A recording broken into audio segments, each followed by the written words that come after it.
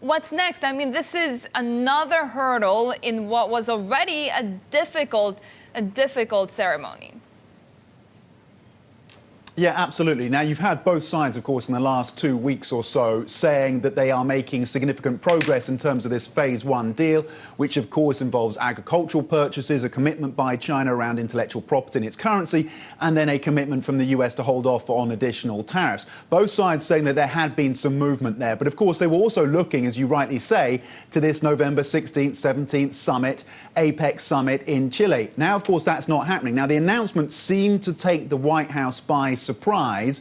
Nonetheless, they are saying, US officials, that they are still targeting a November date to get this deal, this phase one deal signed. We don't have a date, we don't have a location, but we have heard that both teams, in terms of the trade negotiators on China's side and the US side, have been looking at alternative venues.